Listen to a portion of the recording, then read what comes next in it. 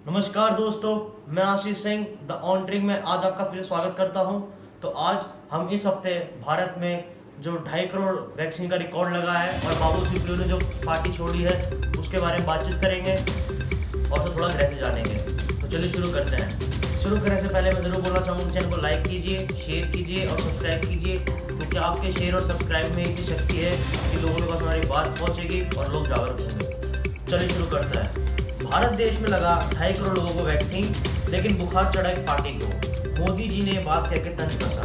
प्रधानमंत्री नरेंद्र मोदी ने बिना किसी पार्टी के नाम लिए उन्होंने लोगों को वैक्सीन के साइड इफेक्ट के रूप में लोगों को बुखार आने की चर्चा करते हुए तो सुना था, लेकिन जब तक उन्होंने जन्मदिन पर 2.5 करोड़ लोगों को वैक्सीन दी गई तो एक राजनीतिक पार्टी को बुखार आ गया, ऐसा प्रधानमंत्री मोदी जी का कहना है। प्रधानमंत्री नरेंद्र मोदी ने अपने जन्मदिन के मौके पर 2.5 करोड़ से ज़्यादा लोगों को कोरोना वैक्सीन दिए जाने के पहले ये उनके लिए अविस्मरणीय और भावुक क्षण बन गया है।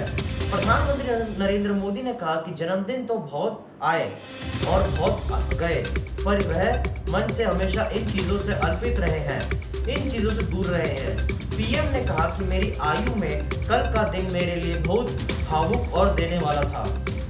इस दौरान पीएम मोदी ने बिना किसी पार्टी का नाम लिए हुए उन्होंने लोगों को वैक्सीन के साइड इफेक्ट के रूप में बुखार आने की चर्चा करते हुए तो सुना था, लेकिन कल जब उनके जन्मदिन पर 2.5 करोड़ लोगों को वैक्सीन लगी तो उन्होंने कहा कि एक राजनीतिक पार्टी को बुखार आ गया।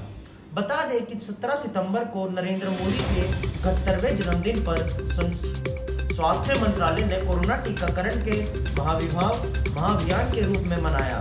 इस मौके पर 17 सितंबर को 2.5 करोड़ लोगों को सबसे ज़्यादा लोगों को वैक्सीन लगाई गई। इसमें प्रधानमंत्री 18 सितंबर को गोवा के स्वास्थ्य कर्मियों के संवाद कर रहे थे।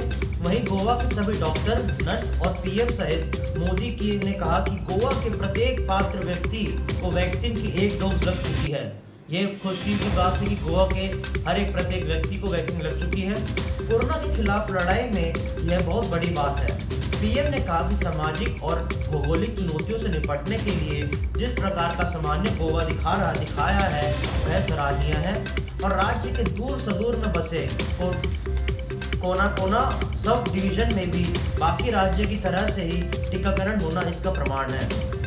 रात 12 बजे के बाद राजनीतिक पार्टी को बुखार चढ़ गया। पीएम मोदी ने गोवा के डॉक्टरों से बात करते हुए वैक्सीन लेने के बाद रिएक्शन होता है, बुखार आता है, ऐसा डॉक्टर कहते हैं। वहीं पीएम मोदी ने कहा, मैं जानना चाहता हूं कि कल जब देश में चिकित्सक कर्मियों ने इतने बड़े 2.5 करोड़ लोगों से ज़्यादा लोगों को वैक्सीन लगाई, इनमें से किसी को रिएक्शन आए तो मैं समझता हूं, लेकिन मैं ये पहली बार सुन रहा हूं कि 2.5 करोड़ से ज़्यादा लोगों को वैक्सीन लगाने पर कल रात 12 बजे के बाद पॉलिटिकल पार्टी को रिएक्शन आ गया, उनका बुखार चढ़ गया है। उसका कोई लॉजिक हो सकता है क्या? काश पीएम रोज अपना जन्मदिन मनाते। कांग्रेस बता दें कि 17 सितंबर को वैक्सीन महाअभियान की कामयाबी के बाद मोदी सरकार और पीएम मोदी पर ताने मार रही है। कांग्रेस नेता पी चिदम्बरम ने कहा कि बड़ी संख्या में वैक्सीनेशन के लिए पीएम जन्मदिन के इंतजार क्यों किया गया। चिदम्बरम ने कहा कि मान लीजिए मोदी के जन्मदिन 31 दिसंबर को होता तो क्या 2.5 करोड़ वैक्सीनेशन साल के अंतिम दिन होता। उन्होंने कहा कि बीजेपी शासित राज्य यूपी, एमपी, गुजरात, कर्नाटका के जन्मदिन पर परफॉर्म करते हैं और रोजाना के औसत से ज़्यादा वैक्सीन लगाते हैं, लेकिन अन्य दिनों पर उनका परफॉर्मेंस सामान्य रहता है। काश पीएम अपना जन्मदिन रोज मनाते। कांग्रेस सांसद राहुल गांधी ने कहा कि और भी दिन 2.5 करोड़ वैक्सीनेशन का इंतजार है। देश में इसी रफ्तार से वैक्सीन लगनी चाहिए। कांग्रेस गांधी ने उनको हैप्पी बर्थडे के साथ साथ उन्होंने और अच्छा बात भी बोली, कहा कि आज जैसे 2.5 करोड़ वैक्सीन लगी तो वैसे ही हर दिन 2.5 करोड़ वैक्सीन हमारे देश में लोगों को लगेगी, तो ये अच्छी बात है। इसके बाद हम बाबुल सुप्रियो की बात पे आते हैं। दोस्तों, आपको जान के अभी हैरानी होगी कि बाबुल सुप्रियो जो बीजेपी के सांसद थे, उन्होंने अचानक राजनीतिक छोड़ने का किया ऐलान। एफबी पर लिखा, मैं तो जा रहा हूँ, अलविदा। जी हाँ, बाबुल सुप्रियो वही हैं जो आसनसोल के सांसद हैं और अभी इस समय बीजेपी के आसनसोल से सांसद हैं जो पार्लियामेंट में हैं। आसनसोल से बीजेपी सांसद बाबुल सुप्रियो ने कुछ पहले केंद्रीय मंत्री पद से इस्तीफा दे दिया था।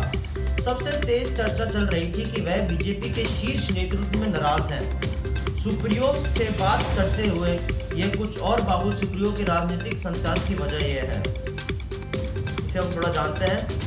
इस महीने 7 जुलाई को नरेंद्र मोदी सरकार में इस्तीफा देने के बाद वरिष्ठ बीजेपी नेता बाबुल सुप्रियो ने फेसबुक पोस्ट लिखकर कहा, अपने दिल का दर्द जाहिर किया। उन्होंने कहा था कि उन्हें इस्तीफा मांगा गया तो उन्होंने दे दिया।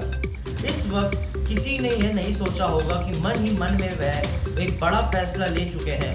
आखिरकार 31 जुलाई को एक और फेसबुक पोस्ट लिखकर बाबुल सुप्रियो ने राजनीति छोड़ने का ऐलान कर दिया था।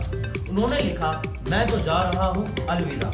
उन्होंने कहा कि 1 महीने के भीतर मैं अपनी सरकार आवाज छोड़ दूंगा। वह सांसद सदस्य पद भी इस्तीफा दे रहे हैं। उनकी इस घोषणा के बाद उनकी प्रशंसकों और पार्टी नेताओं में तरह तरह की चर्चाएं शुरू हो गई। पश्चिम बंगाल के आसनसोल से बीजेपी सांसद बाबुल सुप्रियो राजनीतिक में आने वाले बेहद प्रसिद्ध प्लेबैक सिंगर थे। हाल ही में हुए बंगाल विधानसभा चुनावों में उन्होंने पार्टी के टॉलीगंज सीट के दौरान मैदान में उतारा था, पर वह जीत हासिल करने में नहीं सफल रहे। इसके कुछ दिनों बाद ही उन्होंने इस केंद्रीय मंत्री पद से इस्तीफा मांग लिया। तब वह पार्टी नेतृत्व से नाराज हो रहे हैं। हुआ ये कि कुछ आप जानते हैं, हाल ही में बंगाल में चुनाव हुआ जिसमें टीएमसी जीती हैं, तो उसमें बाबुल सुप्रियो जो टॉलीगंज से चुनाव लड़ रहे थे तो वहां पर हार गए। उसके बाद से ही उनके मन में नाराजगी आ गई और जो बड़े बड़े बीजेपी के लीडर थे आला कमान में, उनसे नाराज हो गए और उन्होंने इनसे इस्तीफे की मांग की। किसी और पार्टी में नहीं जा रहा, मेरी सिर्फ एक ही पार्टी रही है, बीजेपी। फेसबुक पर लंबे चौड़े पोस्ट कर बाबुल सुप्रियो ने अपने इस्तीफे के बारे में सब कुछ बताया है।